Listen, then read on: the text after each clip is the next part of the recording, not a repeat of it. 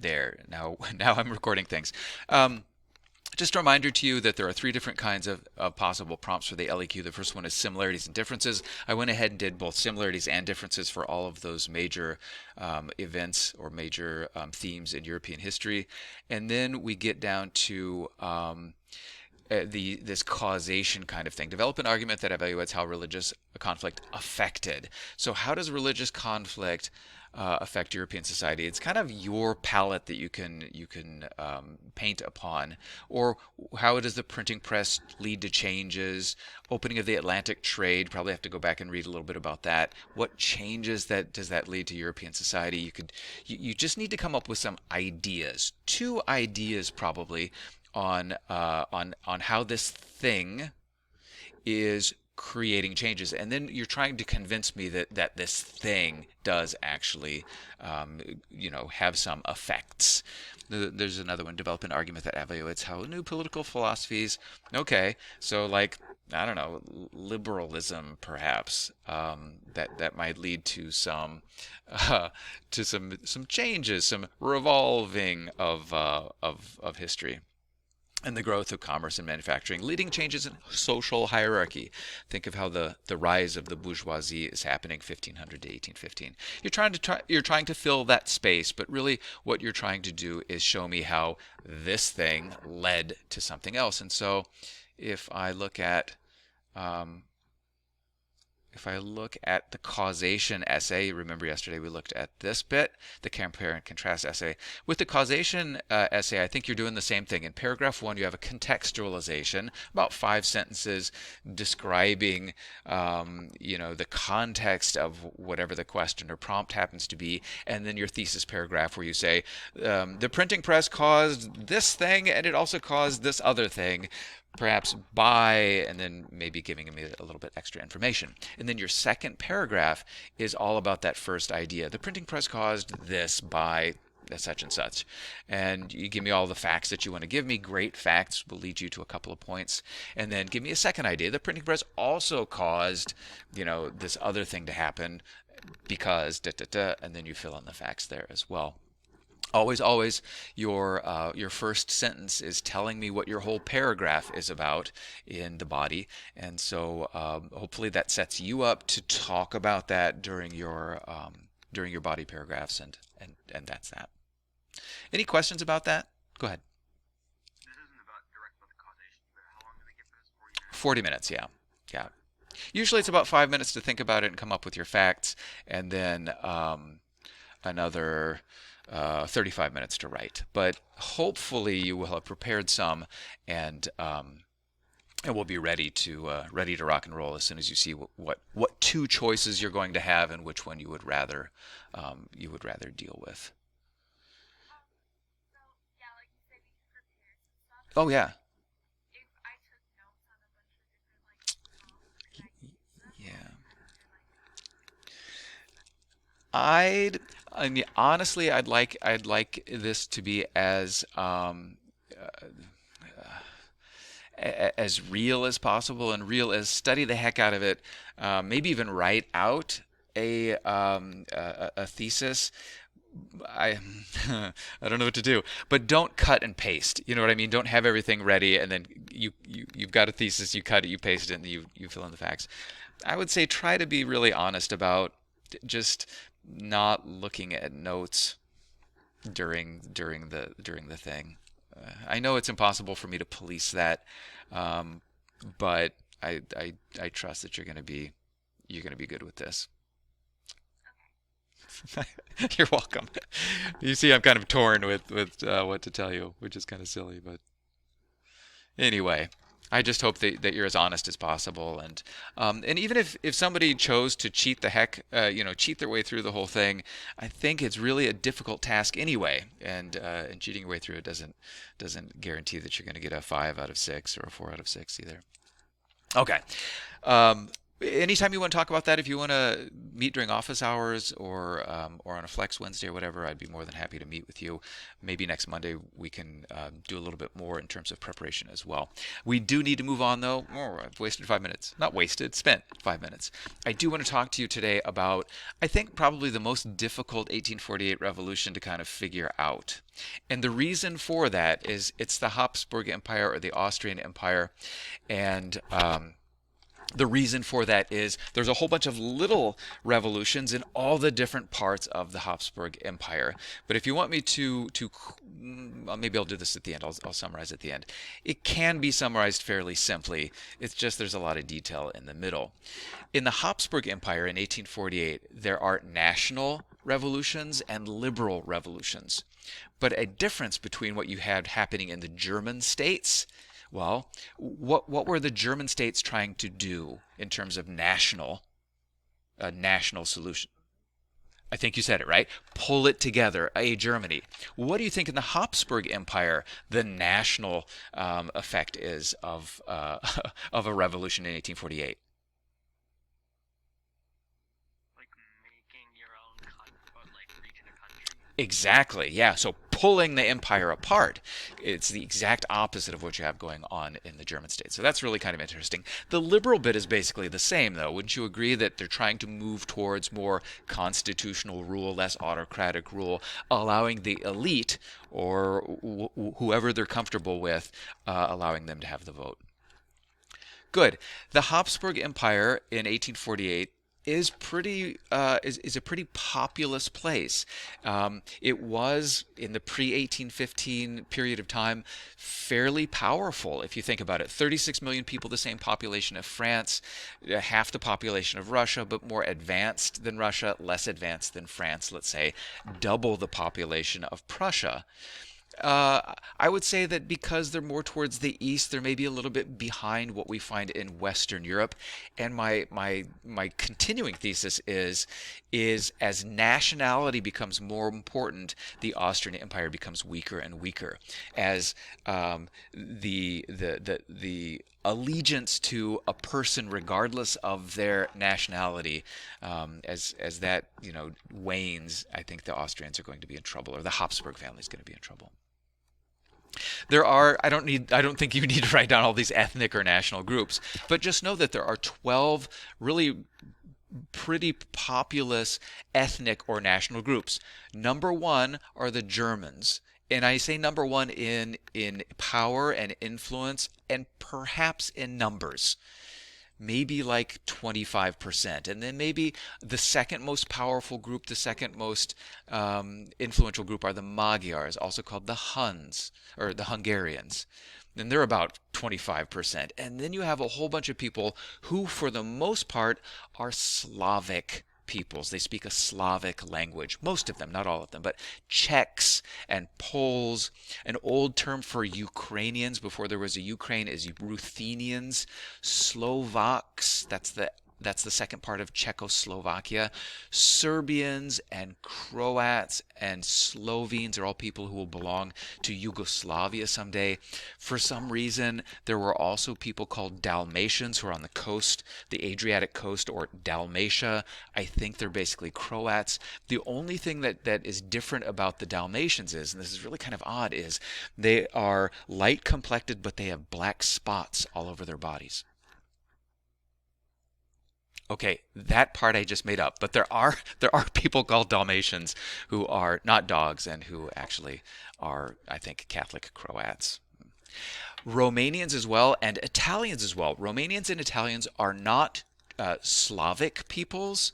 They are, they speak a Romance language, a language that is related to Latin. It's easier for you to figure out with Italians than it is for Romanians. But the Rome part of Romanians is just that. Number one are the Germans. Number two are the Magyars. They're dominant. They tend to rule over all the rest. Pausing for a moment. I need to know if the Dalmatian thing got a laugh or if it just got a sigh. I don't know. Between 1815 and 1848, it's the period of time known as the Age of Metternich, or the concert of Europe. And you might remember that Metternich is the prime architect of this conservative order, trying to keep revolutions at bay, trying to keep those isms that we talked about, liberalism and nationalism, trying to keep them at bay. He's dominating the German states and the German Confederation. He's dominating the Italian states. In a sense, the Austrians or the Habsburgs control, German people, and then beyond those German Austrians, they control more Germans. And they control Italian people, and beyond those Italian people they control, they're also very influential in those other places. There are frequent or sometimes there are military interventions of Habsburg troops in Italy. If Parma has an 1830 revolution, for example, it's Habsburg troops that come in there and set them back to conservatism. The Carlsbad decrees in 1819 would also be something for the Germanic Confederation that says, hey, let's not move towards constitutional government. Let's let those 37 smaller states, continue to be autocratic states. Metternich has to squash national and liberal feeling because they are direct threats to the Habsburgs. Okay. The Habsburgs are a German family who are an ancient tie between all these different people who had different cultures, different desires, different languages, different histories. For a long period of time in the medieval period, in early modern Europe, it doesn't matter that your ruler is somebody completely different than you. Most of the people are serfs, and serfs are kind of like, more intelligent cattle. They just work the land, they do their agricultural work, they turn everything over to their masters, to their lords, and that's that. They don't come in contact with new ideas and so on, and so they're pretty easy to rule over. They're kind of like sheeple, I guess. And Eastern European nationalism, especially Slavic nationalism, is slower to develop than, for example, German nationalism or Italian nationalism, the next two big peoples who want their own states. And at first, it's really only held by intellectuals, college professors, people who look at the histories of others and realize that others have a nation state and it's made them powerful, and they want to have that. They just have no way of convincing serfs or peasants, that they need to have a Poland or that they need to have a Czech republic or a Czech, monarchy or whatever it happens to be. Well, in 1848, once again, you've got the French in February having their revolution. When the French, what was it? When the French sneeze, everybody catches a cold. All the rest of Europe catches a cold. That's kind of what's happening. And in Hungary, in particular, there is a diet of Hungary made up of noble people. And there is a Hungarian politician by the name of Lajos, or Louis Kossuth, who proposes some liberal laws in March of 1848. He is inspired by what's going on in France. And it isn't a revolution yet, but he wants to free the serfs in Hungary. I know, you're gasping. I am too. He wants to have voting for the lower chamber of the Hungarian Diet. He wants to have freedom of the press and freedom of religion. He wants to have trials by jury, and he wants the nobles to pay taxes. Now, you're probably saying to yourself, wow, that sounds like stuff from the original French Revolution. How is it that the nobles have gotten away with not paying taxes for so long, and how is it that the serfs are still, serfs in Hungary or in the Habsburg Empire? Well, it was a conservative place. And so these are really pretty radical ideas. And then he says to the emperor, or really the emperor, the Habsburg emperor is the king of Hungary. He says to the king of Hungary, Ferdinand, he says, we'd like to make our own decisions. We'd like to have more autonomy. Well, all of that stuff is very radical, maybe not revolutionary yet, depending on how you understand things. And you would imagine that Metternich would hate this, and their Habsburg king or the Habsburg emperor would hate this as well. But it's 1848, and revolts are happening. In fact, the Magyars demand these things, and the people of Vienna revolt for liberalism. In big cities like Berlin or Paris or Vienna, you have people getting out in the streets, rising up, throwing up barricades, and trying to change things. The Viennese they don't have a diet, and nobles to represent them. So the people of Vienna are revolting for liberalism. It's a lot of students who are very idealistic. It's a lot of working class people who are who want, a better economy and more economic fairness and so on. They're throwing up barricades, street fighting breaks out, and just like in Paris, there's a collapse of authority. Metternich flees. The government collapses. Since Metternich is gone, the emperor really has no idea what to do. He hasn't been ruling himself. He's been letting Metternich rule for a long period of time. If you have a question, you can interject or step in. Otherwise, I'm just going to move along. Do they have any cannons? Yes, the army has cannons, but it's really difficult to move those cannons in those very narrow streets, especially if you have sofas and tables falling on you. So they don't work very well to get the cannons into the streets of Vienna. All of those towns, once again, are still just basically medieval towns that have just grown up around the medieval core. There's Louis Cossot. That's Metternich fleeing.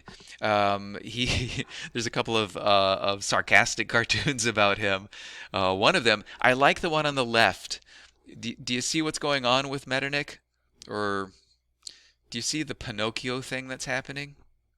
I think that's what. Yeah, I think that's what that is. I think there is the belief that when you lie, you have a big nose, and so even back then, 1848 Austria. So Metternich just flees.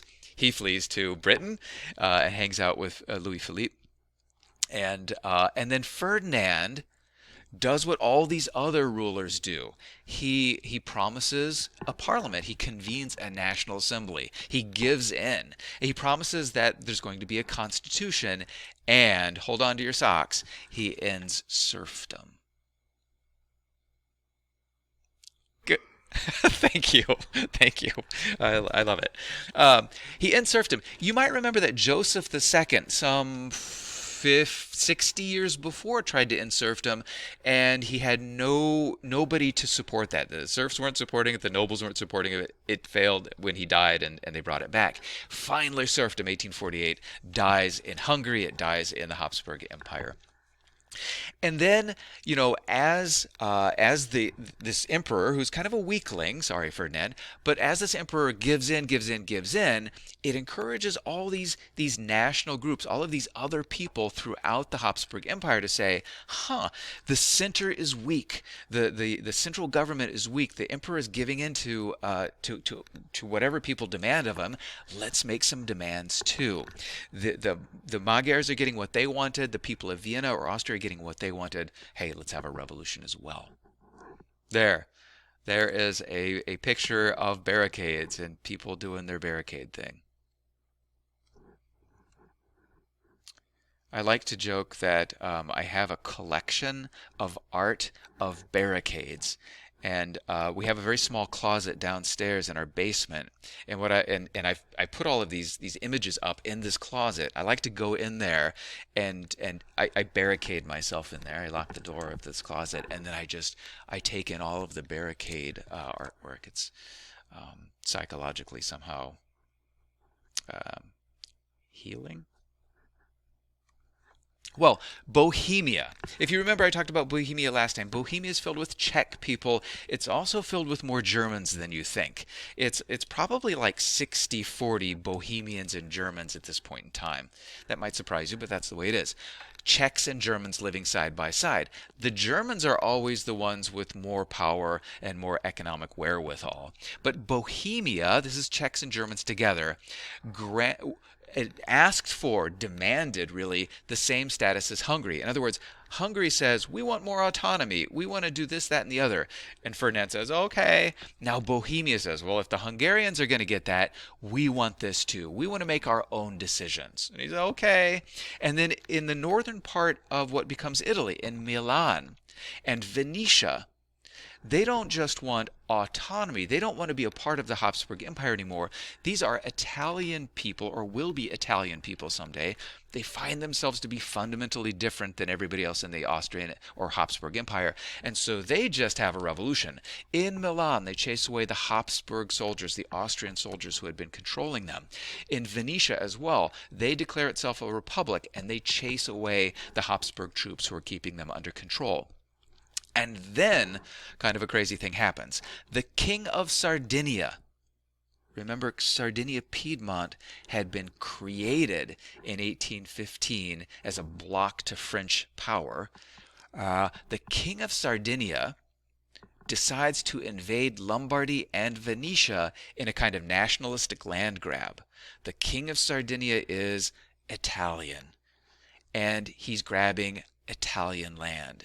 He's not doing this as an Italy yet. That's sort of like 3.0 version that's going to happen later.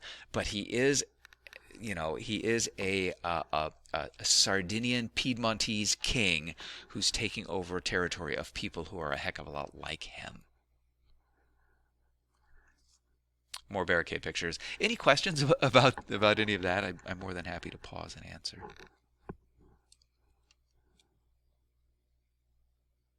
Okay. Well, here's the problem. It's the same problem that the French faced in 1830 and 1848. You've got a bad king, let's say, or you've got somebody that you want to reduce their power. You had autocracy before, and now you want to overthrow that. Then it seems like I'm going to be Marxist about this. There seems to be class conflict that happens. At the very least, there's idealistic conflict where liberal people want liberalism. They want constitutional assemblies, They want extended suffrage but not democracy. They want freedom of the press, freedom of assemblies, civil liberties, but they don't want democracy. They don't want economic solutions that extend anywhere beyond like Adam Smith, laissez-faire economics. People who are more radical want UMS. They want an end to any kind of differences in society. They want all men to be created equal. And oftentimes they want, I'm going to call it sort of dabbling in socialism. Take from the rich, give to the poor. That's what radicals wanted. And then nationalists just want either autonomy, make their own decisions, or if you're, a more radical nationalist, you want independence from whoever your non-similar ethnic ruler is. And you could be a nationalist liberal or you could be a radical liberal, I think. Do you have any comments on any of that or questions on any of that?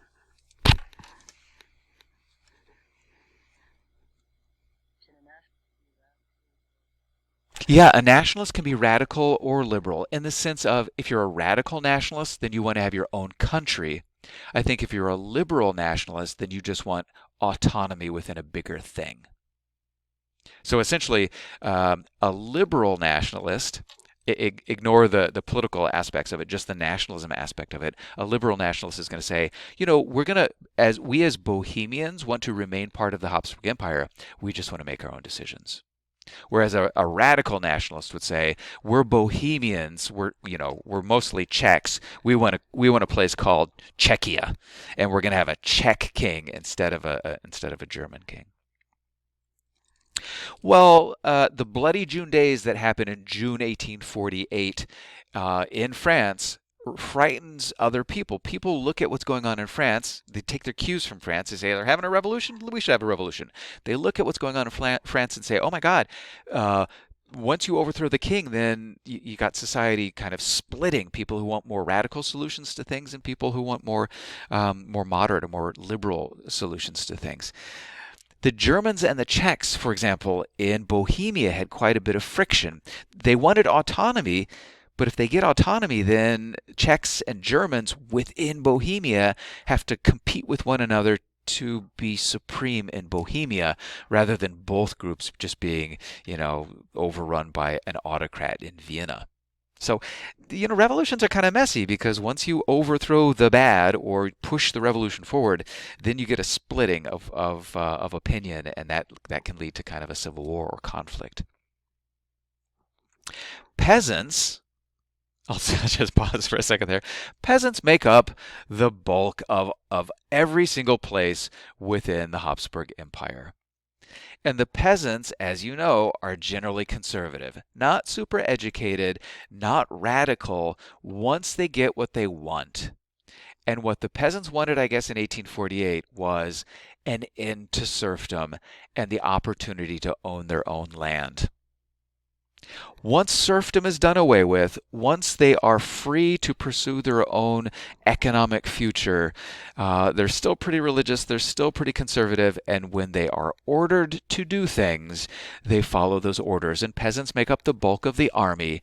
And when the noble officers say to the peasants, "We're marching over here and we're going to put down these city folks who have these radical ideas," the peasants are like, "Okay, that sounds good. We don't like city folks anyway, and we don't like their radical ideas." Before you know it, those city folks are going to be demanding perhaps, the price of grain is artificially low, which is going to make the peasants really angry. In 1848, in June, there was a Pan-Slavic Congress that happened. All of the Slavic peoples within the Habsburg Empire came to Prague, blanked out on the capital of Bohemia, came to Prague to meet together in their own Congress. Maybe they're taking their cues from the Frankfurt Parliament. They're like, hey, let's come together. But once again, Slavic people don't want to have a Slavia like the German people want to have a Germany. They just want their ethnic group, be it Ukrainian or Czech or Polish or whatever, they just want to be considered the same as the Germans and the same as the Magyars within the Habsburg state. So it seems like in 1848, most people other than the Italians don't really want to split away from the Habsburg. They kind of like the Habsburgs because the Habsburgs protect them from really aggressive peoples. The German peoples of Prussia and the Russian peoples of Russia are really not very good to the Poles, and they're really not, if they were able to take over other Slavic people, they maybe wouldn't be so good to them. So interesting little interlude there.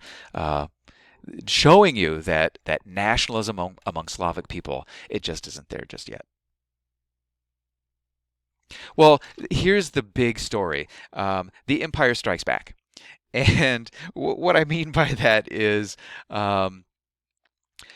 there is a revolution in 1848. A whole bunch of different areas are kind of starting to move away from the center. The center, Vienna, is it's got a weak leader, and he's like, okay, I give in. And then just like in Prussia, and just like in these other Germanic states, it's like, well, why did we give in? We still have an army. Why don't we just crush these rebellions? And that's essentially what happens. A guy with a rather long name, General Wendischgrätz, is sent to put down worker disturbances in Prague in June of 1848. He also chases away the Pan-Slavic Congress and puts Bohemia solidly back under the control of the Habsburgs. Sadly, he bombarded Prague, and his wife was in Prague when they were bombarding Prague, and his wife was killed by that bombardment. Sad little side story. General Radetzky is the guy who marches down to the Italian parts of the Habsburg Empire, Lombardy and Venetia, and defeats those Italian people. Defeats, in fact, the king of Piedmont, Sardinia, not once but twice, kind of humiliating him. And getting the Italians back under the control of the Habsburgs. Here's a little side story, too, about the Magyars that continues to be a kind of repeating theme. The Magyars, or the Hungarians, are chauvinistic. A chauvinist is somebody who thinks that they're better than somebody else. When I was growing up in the 1970s, there was a lot of talk about male chauvinist pigs, these macho guys who thought that women, belonged in the kitchen and barefoot and pregnant and all that kind of stuff.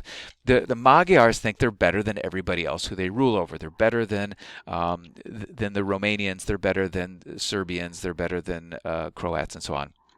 And so when they are able to seize power away from Vienna and sort of create their own autonomous or yeah, autonomous territory, they act really poorly towards other people. They attempted to annex Transylvania, filled with Romanians and a whole bunch of monsters, as you know, and then also Croatia. And they wanted the people that they had taken over to be Magyarized. It's a word I just made up, but essentially they wanted Romanian people and Croatian people to learn the Magyar language well and feel, I guess, a kind of patriotism towards being Magyar, which they're not. Magyars are only about 50% of the population of that half of the empire.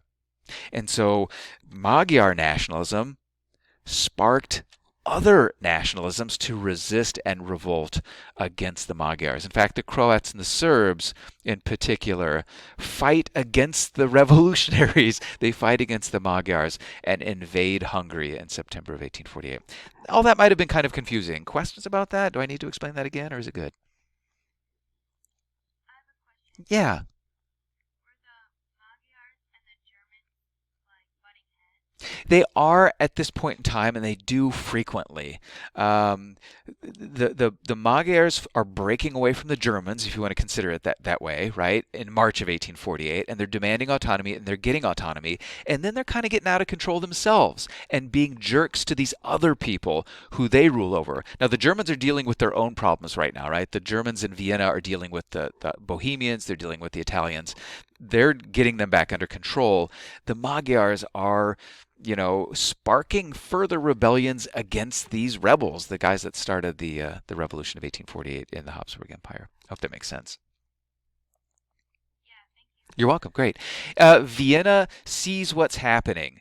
This is like the bloody June days for Vienna. Vienna, the people of Vienna see that a revolution broke out. The Magyars broke away. The Bohemians broke away. The Italians broke away. Now they see that the empire is striking back. Bohemians under control. Italians under control. They feel like their revolution is slipping away, and so workers and students get back out again, recreate the barricades, and there's a mass insurrection in October of 1848. The emperor fled Vienna at this point in time. He's once again, he's not the greatest emperor. He flees, doesn't know what to do. He flees. General Windischgrätz comes back with his troops from Prague and crushes this revolution in Vienna. 5 days. They should be called the October, the bloody days of October, something like that. 5 days of peasant troops, basically fighting the city folks, radical workers, radical students, blasting through, taking over barricades, and putting the people of Vienna down, snuffing out the revolution. You see the lynching that's going on there? That's the Minister of War who they're lynching. The crowd got their hands on the Minister of War and hanged him. And then you can see that. I think that's which palace is that? It's not Schönbrunn. It's the Hofburg, I think. That's inside of Vienna. There's arson going on, fires that's going on, and things like that. So Vienna is snuffed out. The Viennese Revolution is snuffed out. The empire has struck back, and basically most of 1848 is over for the Habsburgs, with the exception of one place that really seems to be difficult for them to put back into control or order. Here are troops in Vienna. You know how I love to show you barricade pictures. These are the troops post-barricade. The guy in the middle, though, is making a classic military mistake. Do you see what the guy in the middle is? What problem he has, or what thing you should never do? If you Yeah, he's standing in front of a cannon. Never stand in front of a loaded cannon. Never. Always assume that a cannon is loaded, just like you should always assume that a gun is loaded. Never point a gun at anything that you're not willing to have a bullet rip through. Just little gun advice for you. Yeah. Well, there is a counter-revolution that happens then. Like I said, the empire struck back. Here's this crossing of the T's and the dotting of the I's of the counter-revolution. A new conservative constitution is created. It's kind of a gift to people who had just been defeated. But here's the rest of that story. Army leaders, the church hierarchy, and great landowners. I put a little exclamation there. You know what all those people, what ism all those people have in common?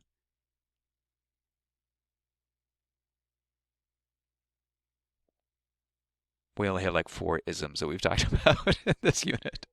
Yeah, great. Conservatives. These guys are like the poster boys for conservatism, right? Generals and bishops and noble landowners. These guys get the Emperor Ferdinand to come to a meeting where they say, Ferdinand, you've just been pathetic. We had this revolution. You gave in to all these demands. You fled Vienna. You've just been terrible. And he's like, yeah, I know. My Metternich fled. I didn't know what to do. They say you're terrible. You need to abdicate. We need a fresh face to run the Habsburg Empire. Abdicate in favor of your nephew. And he's like, okay, I'll do that because he's always giving in.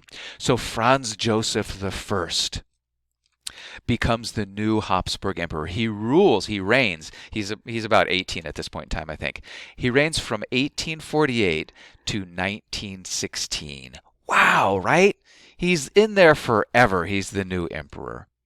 Here's a picture of him. There he is as a young man. But of course, for most of his reign, he's an old man. He's got his nice Austrian sash on, and he kind of gets it a little bit. He's not dressed in crowns and minks and stuff. He's dressed in kind of an appropriate 19th century uniform. But we'll check him out. He's kind of a conservative dude in the end. Well, with a new emperor and the forces of order in control, Vienna revolution snuffed out, Bohemia under control, the Italians under control. Franz Joseph says, yeah, that Hungarian constitution that we let you have, never mind about that. We're going to get you under control too. Louis Kossuth says, you can't do that. We're independent of the Habsburgs. We're, Hungary alone, our own kingdom of Hungary, or our own Hungarian state. And the Austrians said, no, you can't do that. Empire needs to strike back there. They attack, but they can't win. They have a hard time defeating the Magyars because the Magyars are tough. Throughout their history, the Magyars are tough. And so the Austrians are attacking the Magyars. They got the Serbs and the Croats also attacking the Magyars, not able to do it. So Franz Joseph asks his Holy Alliance partner, the Tsar of Russia, Nicholas I, to send in troops from the east to quell this last revolution of 1848 in Europe. And Nicholas I, Tsar of Russia, he hasn't experienced an 1848 revolution, doesn't want one, afraid that maybe Russia does have one, sends in the troops. The Hungarians are snuffed out from both sides. That's what it looks like when everybody, east, west, are invading the Hungarians, and the Hungarians are falling to the forces of counter-revolution and conservatism. Here's the end of the story. The Austrians then, German people from Vienna, try to control their entire empire just from Vienna, just with German-speaking people. They have a minister of the interior by the name of Alexander Bach. And so what they create is the Bach system. It is against liberalism. It's not letting any kind of changes happen. It's against nationalism. It's against Bohemians or Magyars or Italians thinking that they should have autonomy within this system. They're trying to centralize the Habsburg power from Vienna. They're trying to make sure that German speakers are the ones who are in control throughout this multi-ethnic empire. It's like 25% of the people trying to control 75%. No separate rights for Hungary or any other place. Just rule by the Habsburgs. It's kind of like turning back the clock. It doesn't last very long. It lasts about 19 years, 48, 58, 68. About 19 years. They're really just just delaying the inevitable. The inevitable is that something's got to give. You can't have 25%. You can't have just Germans ruling over this huge empire. Those of you who know what we call this place next can already sort of figure out what happens. Do you know what we call the Austrian Empire, the Habsburg Empire, post 1867 until it falls apart? Yeah, that's it. We call it Austria-Hungary because they eventually in 1867 reach their hands out and say, "Hey, Hungarians, we need you to help us rule over everybody else." And the Hungarians say, "Okay." And then it's 50% of the population against 50% of the population. But that doesn't work out too well either because in the end, yeah, it's going to fall apart. All right, cool.